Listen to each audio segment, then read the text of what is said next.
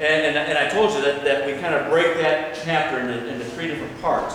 Because what did we end with? We ended with the former paralyzed man going and telling the religious leaders who it was that had healed him on the Sabbath. After he found out. He originally didn't even know who he was. Just until he told him to pick up his mat and go. And he did. Well, this morning, what I put in the bulletin for kind of a title, sometimes these working titles are just that. They're working. And sometimes I really work hard to get to it. So just kind of ignore that. I might come back to it, but who knows? Because when I get towards the end of this passage, it becomes real exciting. Because Jesus is talking about life in the sun. Now, we think, well, it's a good thing we're seeing that, S-O-N. We think life in the sun, we're going to the Bahamas, right? We're going to be laying on the sandy beaches. Huh? But no, we're talking real life in Jesus, the Son of God. So we're going to look at John chapter 5, starting at verse 16, going through verse 30. And we're going to look at the NIV and the Message. We haven't done that in a while, other than one or two verses here and there. But we're going to look at this entire passage, little bits in the NIV, and then we're going to look at it in the Message. Because there are certain things that the Message says, especially when we start getting towards the end, down towards verses 26, 27 there, that the way the Message put it, I thought was fantastic. Because sometimes you can write things, but it's hard to put excitement in there. I have found that. You can put all the exclamation points you want to, but that doesn't mean anybody's going to read it that way. So sometimes you got to use really some street words, kind of, and I think the Message did a great job. John chapter 5, verse 16. Jesus is talking to the religious leaders, and they've just talked to him about this healing on the Sabbath. And so verse 16 says, "So because Jesus was doing these things on the Sabbath, the Jewish leaders began to persecute him." Wow.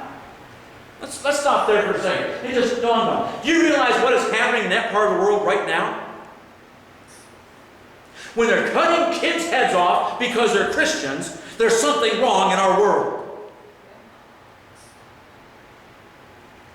This is the most bizarre thing, and we as Christians in this part of the world need to take a stand. We need to join together in prayer and pray daily and nightly until this thing stops. They're making people, trying to make them convert. And what's going to happen, folks, when that organization comes to our country? How many Christians are going to give in because they don't want to be beheaded? This organization is already in our country, believe it or not. This is sickening. Sickening. 2014, and they're killing women and children because of their faith. Another sermon, another time. Persecution. So because Jesus was doing these things on the Sabbath, the Jewish leaders began to persecute him. In his defense, Jesus said to them, "My Father is always at work to this very day, and I too am working." We're going to come back there. For this reason, they tried all the more to kill him. Not only was he breaking the Sabbath, but he was even calling God his own Father, making himself equal with God. Wow. This really upset the apple cart, didn't it? They did not like this man, this rabbi going around and healing on the Sabbath when everybody's supposed to just kind of not do anything on the Sabbath. Remember, God rested, and so everybody else is supposed to rest too. If you were dying, that's too bad. But he was also calling God his Father. They would never think of doing that. The Message says, that is why the Jews were out to get Jesus, because he did this kind of thing on the Sabbath. Healed the paralytic. But Jesus defended himself. "My Father is working straight through even on the Sabbath, so am I." There was a time in our world, in our nation, where, and there's still probably some places, I believe in the South, some counties, where there is nothing done on the Sabbath. Places aren't open, stores aren't open. That's becoming fewer and fewer. And I always got a kick out of it that somebody would say, well, let's go out to eat because it's a Sabbath and I'm not going to cook. Okay, so you're not going to cook, but you're going to make somebody else cook for you. And somebody to wait on you. There's some logic that's not right there. But the good part of it is, should have been, that as Christians going into these into these places, that they are Christian, that they provide a Christian attitude, that they shared what God has given them, not only in word and in spirit, but also in tips. You know what? Christians are the worst tippers in this nation. Why is that? Why is that? That, again, just blows me away. We should be the ones that are giving the most. I realize we're not all rich. Boy, oh boy, are we. Huh? But if somebody's waiting on us and providing us a service, don't you think that we should be trying to take care of them? Because they're working on Sunday. Why are they working on Sunday? Because they need that income. I've heard people say, well, they should be at church. Again, you're frequenting this place. They're open because you're there. The Sabbath. The Sabbath is so we can worship God, that we can take time and rest and worship Him. How you worship Him to each person is different. Some people enjoy gardening. Some people enjoy fighting the wasps. I don't. But I don't mind cutting the grass. I would do that on a Sunday.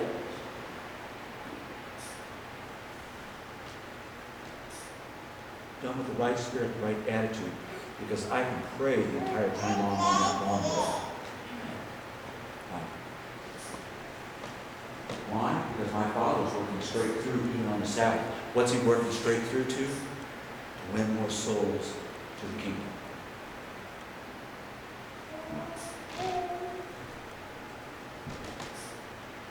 So that really set them off, talking about the religious leaders.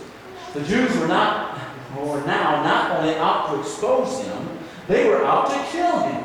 Not only was He breaking the Sabbath, but He was calling God His own Father, putting Himself on a level with God. Back to the NIV, verse 19. Jesus gave them this answer. Very truly I tell you, or verily, verily, or truly, truly, this is strong stuff is what He's saying. Very truly I tell you, the Son can do nothing by Himself. He can only do what He sees the Father doing. Because whatever the Father does, the Son also does. He said, wow, that's a lot of double talk. We're going to smooth that out a little bit. For the Father loves the Son and shows Him all He does. The Father shows the Son all He does. Yes, and will show Him even greater works than these, so that you will be amazed. He's flat out telling you, the religious leaders, they're going to be amazed at what He's going to be able to do. For just as the Father raises the dead and gives them life, even so the Son gives life to whom He pleased to give it. You think they were happy with this phrase? Moreover, the Father judges no one, but has entrusted all judgment to the Son. So He's telling the religious leaders, I can't do anything apart from the Father, and the Father has given me these things, and I'm going to do things that are going to just blow your mind. They're going to amaze you. And the Father can raise the dead, but He has given me the awesome responsibility of judging. And the religious leader says, yeah, you ain't judging me, coach. I can hear him.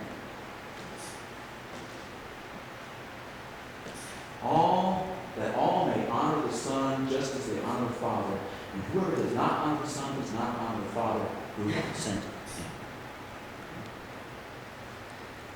The message. So Jesus explained himself at length. I'm telling you this straight. I get this. I'm telling you, this is the way it is. The Son can't independently do a thing. Only what he sees the Father doing. What the Father does, the Son does. Think about that. Don't we do that in our world too? Huh? Father and son fishing. The kid looks just like the dad, doesn't it? Huh? Try to wear the same clothes. I get a kick out of Josh and Julius. Heather dresses them both in the same clothes. Huh? I don't think I've ever done that with my boys. No. You couldn't keep clothes on them straightened up anyhow. But father and son. I picture Jesus the Son imitating the Father. And who are we supposed to imitate? See a little scenario running here?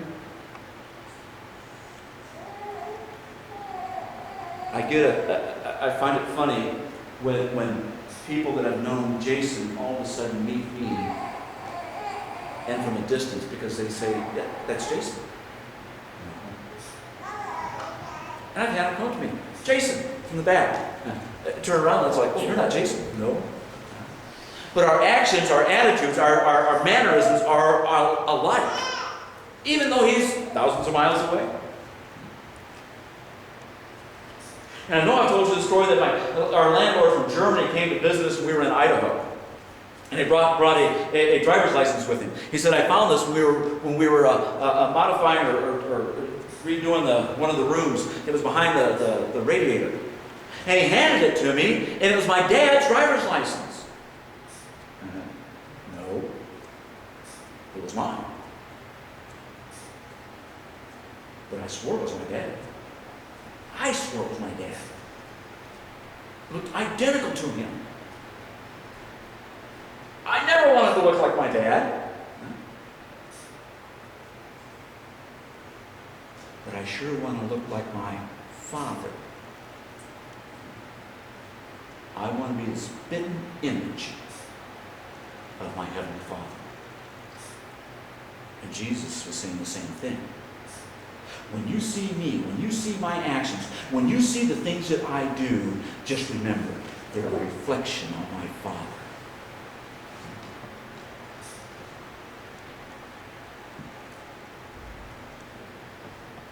So Jesus explained himself like, I'm telling you this straight. The Son can't independently do a thing, only what he sees the Father doing. What the Father does, the Son does. The Father loves the Son and includes him in everything he is doing. But you haven't seen the half of it yet. Like that. I love that. See, I've read the end of the book, so I know what's coming. For in the same way that the Father raised the dead and creates life, so does the Son. You think all the way back to Genesis, what does it say? We hovered over, they hovered over the Father and the Son. Basically is what it says as we read that. It's not a single unit, it's two. The Son gives life to anyone he chooses. Some people get hung up on that because they think it's like, okay, Jesus picks and chooses who, okay, Grace, you have it, Janet, you have it, Mary, you don't have it. That's not what it means. How does he choose? He chooses those that call upon his name for life. Neither he nor the Father shuts anyone out. That's what I liked here. The Father handed all authority to judge over to the Son, so that the Son will be honored equally with the Father. Anyone who dishonors the Son dishonors the Father, for it was the Father's decision to put the Son in a place of honor.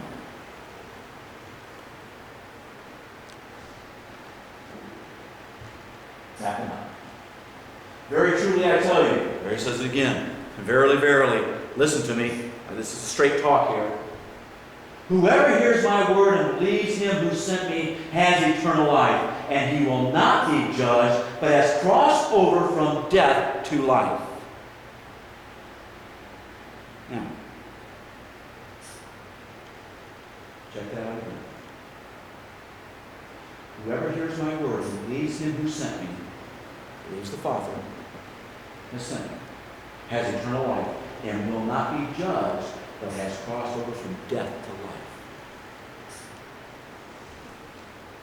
So what does that mean? If we don't accept the Father, what's the only other alternative? Death. Not death as we know it. Everlasting death. We tend to forget that. We think here that this is, well, he's going to be dead, and he's going to be just, the eyes closed type thing, that everything will cease to be. No, that's not what it says. Because Jesus tells us in more than one place that there is eternal punishment. I can't begin to imagine it. Very truly I tell you, a time is coming and has now come when the dead will hear the voice of the Son of God, and those who hear will live. Wow. Whereas the Father has life in himself, so he has granted the Son also to have life in himself.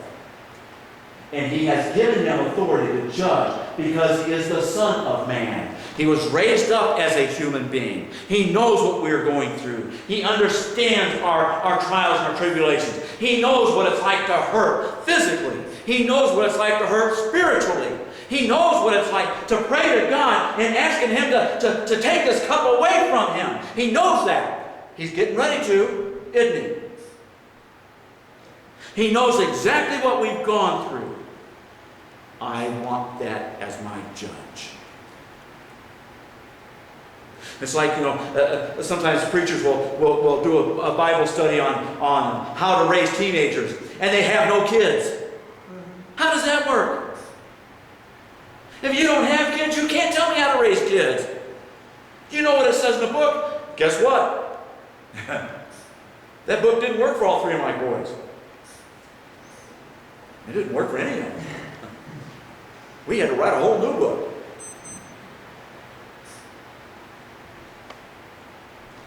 I want Jesus as my judge. That's right. Because he's cried tears. I want Jesus as my judge because he has stood up to Satan. I want Jesus as my judge because he defeated death and walked through the valley of the shadow of death, blazing a trail for me. Do not be amazed at this, for a time is coming when all who are in their graves will hear his voice. And come on. Those who have done what is good will rise to live, and those who have done what is evil will rise to be condemned. I myself, I can do nothing. I judge only as I hear, and my judgment is just. For I seek not to please myself, but him who sent me, my Father. The message. It's urgent that you listen carefully to this. And I'm going to echo exactly what the message says here, because this is very, very powerful.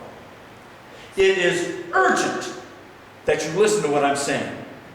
It is urgent that you read what this says. It is urgent that you really pay attention, because you don't know what tomorrow brings. That's right. You don't know what this afternoon will bring. You don't know what's going to happen the minute you walk out that door. You don't know if you're going to get out the door. A few years ago, we had a Singspiration here one Sunday night. An hour later, after everybody left, Josh came back over, and one of those ceiling fans fell right in the center. If it had hit somebody, it would have killed them. That's solid brass. You don't know what's going to happen. And if your life isn't right, you're going to be condemned. It is urgent that you listen carefully to this. Anyone here who believes what I am saying right now and aligns himself with the Father, who has in fact put me in charge, Jesus that is, not me, has put me in charge, has at this very moment the real, lasting life that is no longer condemned to be an outsider. This person has taken a giant step from the world of the dead into the world of the living. Get that? That's not the world of zombies. Guess what, folks? That's not real. They can do all the TV shows they want. The world of the dead into the world of the living. It's urgent that you get this right. The time has arrived. I mean right now. When dead men and women will hear the voice of God, the Son of God, and hearing will come alive. Right now. In Jesus' day. Just as the Father has life in himself, he has conferred on the Son life in himself. And because he has given him the authority, simply because he is the Son of Man, to decide and carry out the matters of judgment. Don't act so surprised at all this. The time is coming when everyone, dead and buried, will hear his voice. Ooh, and it's going to be glorious. Eh? Those who have lived the right way will walk out into a resurrection life. Those who have lived the wrong way, into a resurrection judgment. I can't do a solitary thing on my own. I listen and then I decide. I can trust my decision because it's not out to get my own way, but only to carry out orders. I can understand that. Matthew 28:30. Do not be amazed at this, for time is coming when all who are in their graves will hear his voice. They will hear his voice and they will do what? They will come out. Those who believe, those who have done what is good will rise to live. Those who have done what is evil will rise to be condemned. I can't stress it enough. And you say, Pastor, you're going back to the old gloom and doom days, the old fire and brimstone thing. You know what? We don't have enough of it. Our God is a very loving God, but his patience is running out. That's right. Look at the world around us. His patience is running out. You think he is not just sitting there trying to figure out what's going on in Israel, in Gaza, in Iraq?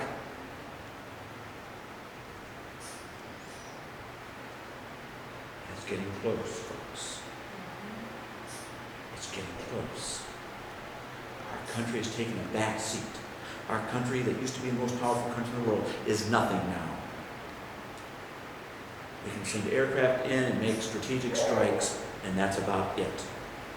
Because not only are we concerned with what's happening with Israel and in the Gaza Strip there in Palestine, we're also concerned with what's happening in Iraq. We're also concerned with what's happening over there in Russia and the Ukraine, because we don't know what's going to happen. It's on our doorstep. Don't let anyone tell you it's not. We cannot defend ourselves. It keeps going the way it is. And you think China and Korea aren't just sitting back and grinning and saying, it's almost time.